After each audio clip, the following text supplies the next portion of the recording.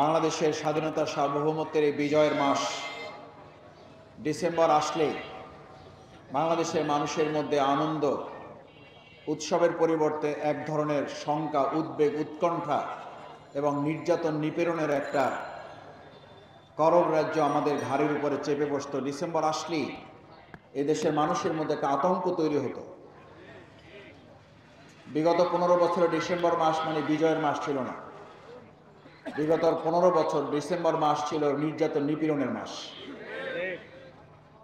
বিগত 15 বছর বিজয়ের মাস মানে কোনো একজন ব্যক্তির বক্তৃতা শুনতে শুনতে এদেশের মানুষ ক্লান্ত হয়ে পড়ত। আমরা সেই বক্তব্য ধারণ করে আজকে শুরু করতে চাই। আমাদেরকে 15 বছর দাবায় রাখার চেষ্টা করতেছেন, আমাদেরকে দাবায় রাখতে পারবো না। আমরা সেই বক্তব্য মুখস্থ করেই আপনাদেরকে শোনাইতে চাই, তুমি রিয়েলিটি মাইনে নাও, তোমার 12টা বেজে গেছে। শুধু তোমার না, তুমি যে রাষ্ট্রে বসে এখন আমাদের বিরুদ্ধে ষড়যন্ত্র করছো, সেই রাষ্ট্র তাকেও বলছি তুমি রিয়েলিটি মেনে নাও, তোমার 12টা বেজে গেছে। কারণ তোমরা আমাদের পতাকায় আগুন ধরাও নাই, তোমরা এদেশের 18 কোটি মানুষের হৃদয়ে আগুন জ্বালিয়েছো। তোমরা আমাদের হাই কমিশন ভাঙো নাই, তোমরা এদেশের 18 কোটি মানুষের হৃদয় ভেঙে চুরমার করে দিয়েছ। তোমরা আমাদের পতাকায় আগুন ধরাও নাই, তোমরা তোমাদের কপালেও আগুন ধরিয়েছ। এই আগুনের লীলাহান শিখায় পুরা সাম্রাজ্যের তছনছ আগামী দিনে জ্বালিয়ে পুড়ে ছারখার হয়ে যেতে বাধ্য হবে। সম্মানিত ভাই এবং বন্ধুগণ, প্রধান অতিথি কথা বলবেন। এই বিজয়ের মাস আসলেই মুক্তিযুদ্ধ আর রাজাকারের দুই তকমা তুলে আমাদের দেশকে বিভক্ত করার চক্রান্ত করত। এই বিজয়ের মাস আসলেই ইসলামপন্থী দাড়িওয়ালা টুপিওয়ালাদেরকে দেখে দেখে গ্রেপ্তার করে নির্যাতন নিপীড়নের চক্রান্ত করা হতো। এই বিজয়ের মাস আসলেই মসজিদগুলো, মাদ্রাসাগুলোতে আলাদা করে পুলিশ বাহিনী, গোয়েন্দা সংস্থা নিয়ম দেওয়া হতো শুধুমাত্র দাড়িওয়ালা টুপিওয়ালাদেরকে গ্রেপ্তার করার জন্য। বাংলাদেশের মুক্তিযুদ্ধ আর ইসলামকে দুই মুখোমুখি পর্যায়ে দাঁড় করিয়েছিল ওই ফ্যাসিস্ট আওয়ামী লীগ সরকার। অথচ আমাদের প্রিয় মাতৃভূমি বাংলাদেশের মুক্তিযুদ্ধের প্রকৃত তালিকা খুঁজলে দেখা যাবে প্রকৃত এই মুসলিম দাড়িওয়ালা টুপিওয়ালারাই স্বাধীনতা যুদ্ধে রক্ত দিয়েছে। 2024 সালের জুলাই আগস্টে রক্ত দিয়েছে আমাদের আবু সাঈদ মুগ্ধরা। 1952 ভাষা আন্দোলনের নাম শুনলেই বোঝা যায় এদেশের ভাষা আন্দোলনে জীবন দিয়েছে, শহীদ হয়েছে কারা। শহীদ সালাম, বরকত, রফিক, জব্বারের নাম শুনলে কি বোঝা যায় যে এদেশের ইসলাম আর মুক্তিযুদ্ধ, ইসলাম আর 21শে ফেব্রুয়ারি কি সাংঘর্ষিক জায়গায়, নাকি জাতিকে ঐক্যবদ্ধ করে সবাই মিলে লড়াই করেছে। অত্যন্ত দুর্ভাগ্যের বিষয়, আমাদের সেই প্রিয় বিজয় মাসকে কলঙ্কিত করেছিল সেই ফ্যাসিস্ট আওয়ামী লীগ সরকার।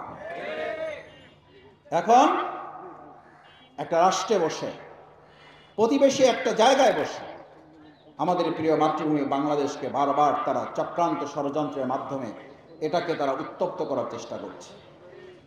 আজকের এই শাহজাহানপুরের কর্মী সম্মেলন থেকে স্পষ্ট করে বলে দিতে চাই, এদেশের 18 কোটি মানুষ আপনাদেরকে জানিয়ে দিচ্ছে, কান খুলে শুনে রাখুন, বাংলাদেশকে উত্তপ্ত এবং অস্থির করে এই পৃথিবীর কেউ ভালো থাকতে পারবেন না। আমাদেরকে অস্থির করলে আপনারা অস্থির হবেন, আমাদেরকে উত্তপ্ত করলে আপনারা উত্তপ্ত হতে বাধ্য হবেন, আমাদেরকে রাজপথে নামতে বাধ্য করলে আপনারা শান্তিতে থাকতে পারবেন না। এখন চোখে চোখ রেখে কথা বলার সময় এসেছে। 5ই আগস্টের আগের বাংলাদেশ, 5ই আগস্টের পরের বাংলাদেশ এক নয়। বাংলাদেশ জামাত ইসলামী, আমরা তখনও বলেছিলাম, এখনো বলছি, ভবিষ্যতেও বলব। মাওলানা দেলাওয়ার হোসেন সাঈদী রাহিমাহুল্লাহ, তাকে গ্রেপ্তার করেছে, নির্যাতন করেছে, হত্যা করেছে। এই দেশের মানুষের সম্পৃক্ততা যতটা না বেশি, তার চেয়ে সম্পৃক্ততা প্রতিবেশী রাষ্ট্রের বেশি। আমাদের নিজাম সাহেবকে হত্যা করেছে প্রতিবেশী রাষ্ট্রের ইঙ্গিতে। আজকেও আমাদের শহীদ সাইফুল ইসলামকে হত্যা করেছে তাদেরই চক্রান্তে। চট্টগ্রামের রক্ত এই পৃথিবীতে বৃথা যাবে না। চট্টগ্রামের রক্ত দিয়ে বাংলাদেশ নতুন করে আরেকবার স্বাধীনতাকে অর্থবহ করে তোলা হবে। শহীদ সাইফুল ইসলামের রক্ত শুধু চট্টগ্রামকেই মুগ্ধ করে নাই। শহীদ সাইফুল ইসলামকে হত্যা করার অপরাধে যাদেরকে এই পর্যন্ত গ্রেপ্তার করা হয়েছে, আমরা যদি লক্ষ্য করি তাহলে খেয়াল করব বাংলাদেশে সাম্প্রদায়িক দাঙ্গার চেষ্টা করে তারা ব্যর্থ হয়েছে। আমাদের ভিন্ন ধর্মাবলম্বী হিন্দু ভাইয়েরা কাঁধে কাঁধ মিলিয়ে মুসলিম ভাইদের সাথে তারা বলতে শুরু করেছে শেখ হাসিনার সেই অপরাজনীতি আর প্রতিবেশী রাষ্ট্রের বাংলাদেশের সাম্প্রদায়িক শক্তিকে, আমাদের হিন্দু সম্প্রদায়কে কাজে লাগিয়ে বাংলাদেশে আর ভবিষ্যতে কোনো ষড়যন্ত্র তারাও বাস্তবায়ন হতে দেবে না। ইতিমধ্যে তারা আমাদেরকে একটা উপকার করে দিয়েছে। 2024 সালের জুলাই আগস্টের গণ অভ্যুত্থানের মাধ্যমে যে জাতীয় ঐক্য তৈরি হয়েছিল, সেপ্টেম্বর, অক্টোবর, নভেম্বর, ডিসেম্বরে এসে পা রেখে কিছু ছোটখাটো চির ধরলেও তাদের চক্রান্ত ষড়যন্ত্রের কারণে ইতিমধ্যে আমাদের সেই চিরগুলো দূর হয়ে আরেকটা বৃহৎ সীসাডালা প্রাচীরের ঐক্য তৈরি করে দিয়েছে তারা। এই জাতীয় ঐক্যের মাধ্যমে ইতিমধ্যে আমিরে জামাত ডক্টর শফিকুর রহমান যে জাতীয় ঐক্যের ঘোষণা দিয়েছেন, সেই জাতীয় ঐক্য বিনির্মাণে বাংলাদেশের অন্তর্বর্তীকালীন সরকারের সম্মানিত প্রধান উপদেষ্টা অত্যন্ত চমৎকার একটা কথা বলেছেন। জাতির সামনে একটা অত্যন্ত গর্বের ব্যাপার যে সেই 2024 সালের জুলাই এবং আগস্টে শেখ হাসিনা সরকার যখন কতিপয় দুর্বৃত্তায়নের প্রশাসনের লোক দিয়ে আমাদের ভাইদেরকে গুলি করা হতো, তারা ভিডিও দেখে বলতো, স্যার একটা গুলি করি, একটা মরে, চারটা এসে সামনে দাঁড়িয়ে যায়। আমাদের অন্তর্বর্তীকালীন সরকারের প্রধান উপদেষ্টা এখন আর একটা গুরুত্বপূর্ণ কথা বলেছেন, জুলাই আগস্টের গণ অভ্যুত্থানে একটা মারলে চারটা এসে দাঁড়িয়ে যেত।